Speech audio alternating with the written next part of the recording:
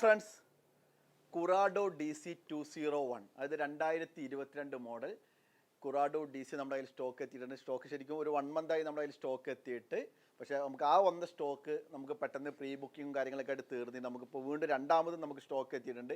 വളരെ limited quantity. And the good thing is ഇപ്പോൾ നമ്മുടെ പ്രൈസ് ആൾമോസ്റ്റ് നമ്മുടെ പ്രൈസ് വരുന്നത് 19,200. അതായത് നിങ്ങൾ ഇൻ്റർനാഷണൽ ഏത് മാർക്കറ്റിലും തപ്പിക്കഴിഞ്ഞാലും അവിടെ നിന്നും ആ ഒരു ഏകദേശം അഫോർഡബിൾ ആയിട്ടുള്ള ആ ഒരു റേഞ്ചിലുള്ള സെയിം പ്രൈസിലാണ് നമുക്ക് കുറാഡോ DCയുടെ പ്രൈസ് വന്നിട്ടുണ്ട്.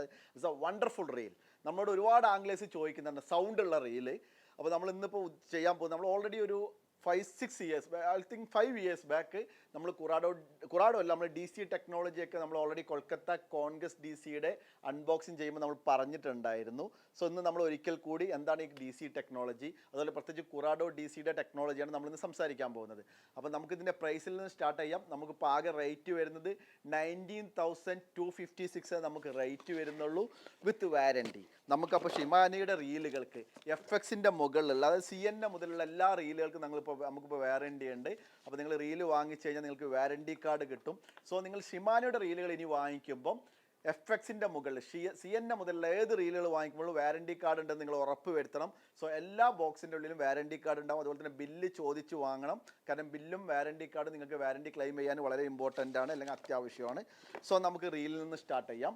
സോ ഇതാണ് നമ്മുടെ കുറാഡോ DC എന്ന് പറയുന്നത്. അപ്പോൾ അത് നമുക്ക് ഈ ഒരു റീലിൻ്റെ പ്രത്യേകതകൾ പറയാം.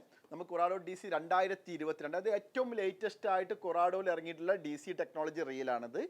നമുക്കിത് 8.5:1 വന്നിട്ടുള്ളത്. അത് എക്സ്ട്രാ ഗിയർ റേഷ്യോയിലാണ്. നിങ്ങൾ ടോപ്പ് വാട്ടർ ഉപയോഗിക്കുന്നവർക്ക്, വളരെ സ്പീഡിൽ ലൂറുകൾ റിട്രീവ് ചെയ്യുന്നവർക്ക്, മലബാർ സ്നേക്കഡിനൊക്കെ പിടിക്കുന്നവർക്ക്, അതുപോലെ തന്നെ സാൾട്ട് വാട്ടർ, നിങ്ങൾക്ക് സാൾട്ട് വാട്ടറിൽ ഉപയോഗിക്കാവുന്ന റീലാണ്. അതിൻ്റെ ടെക്നോളജി പറയുമ്പോൾ നിങ്ങൾക്ക് മനസ്സിലാവും. പക്കാ സാൾട്ട് വാട്ടറിൽ ഉപയോഗിക്കാവുന്ന റീലാണ് കുറാഡോ DC. നമുക്കിത് 5 kg ഡ്രാഗാണ് വരുന്നത്. അതുപോലെ തന്നെ നമുക്ക് 230 ഗ്രാം ഇതിൻ്റെ വെയിറ്റ് വരുന്നുള്ളൂ. 6+1 total 7 sealed anti rust bearing ആണ് ഉപയോഗിച്ചിട്ടുള്ളത്. അതുകൊണ്ടാണ് പറഞ്ഞത് സാൾട്ട് വാട്ടറിൽ ഉപയോഗിക്കാം. സീൽഡ് ആൻറ്റി റസ്റ്റ് ബെയറിംഗ് ഉപയോഗിച്ചിട്ടുണ്ട്.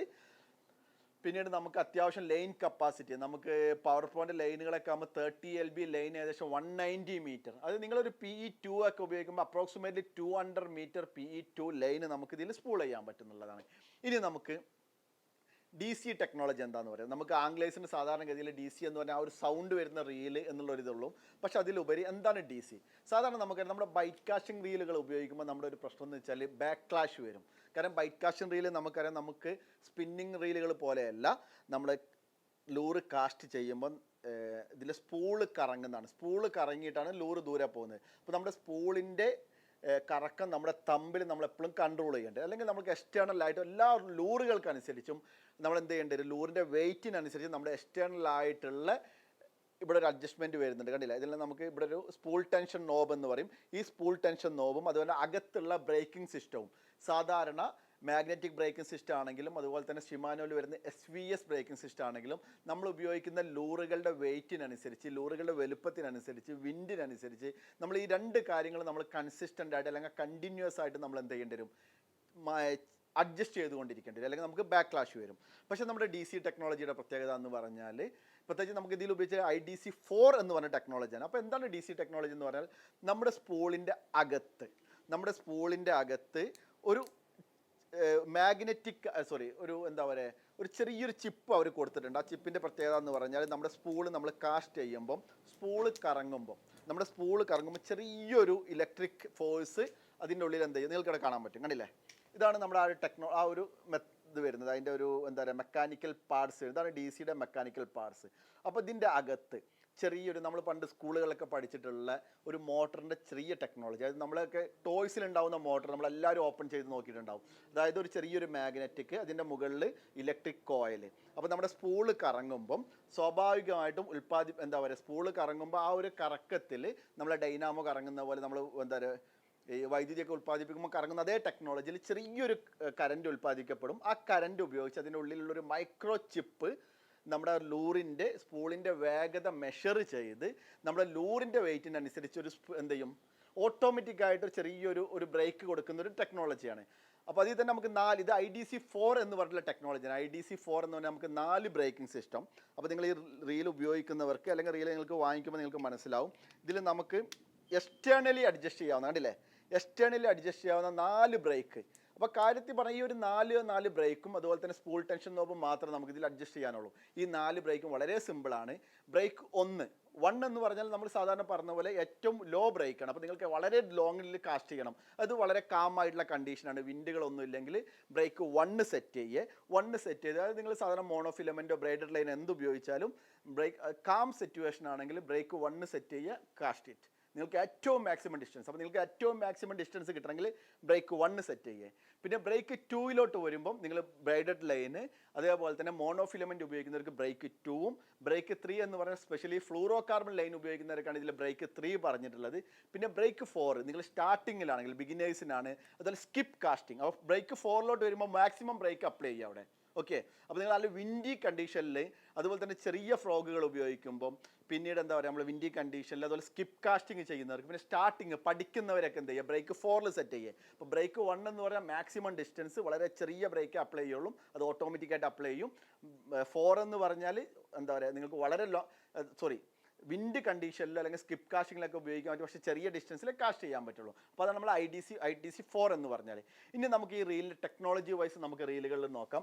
ഈ ഒരു റീൽ എന്ന് പറഞ്ഞാൽ ഷിമാനോയുടെ മൈക്രോ മൊഡ്യൂൾ ഗിയർ 2 വരുന്ന ഒരു പ്രൊഡക്റ്റാണ്. ഡ്യൂറബിൾ ആയിട്ടുള്ള ഗിയർ ടെക്നോളജിയാണ് അവർ ഇതിൽ ഉപയോഗിച്ചിട്ടുള്ളത്.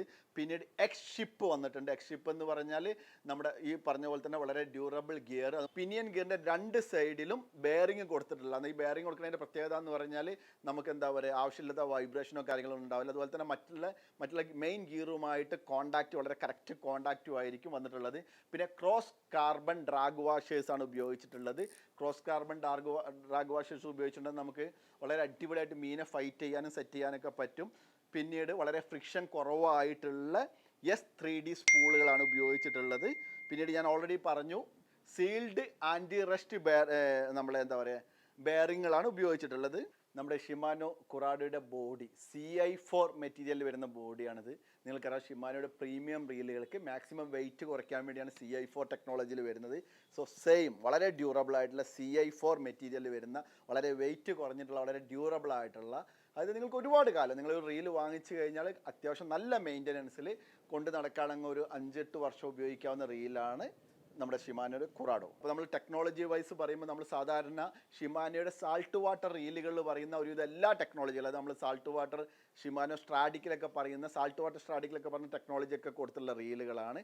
സോ നമ്മളിപ്പം നമുക്ക് വാങ്ങിക്കാൻ പറ്റുന്ന ഏറ്റവും ബെസ്റ്റ് നമ്മുടെ കുറാഡോ DC എന്ന് പറയുക. പ്രത്യേകിച്ച് പ്രൈസ് പോയിൻറ്റ് 22,500 ഏകദേശം 23,000 റുപ്പീസുള്ള റീലാണ് നമ്മളിപ്പം ഏകദേശം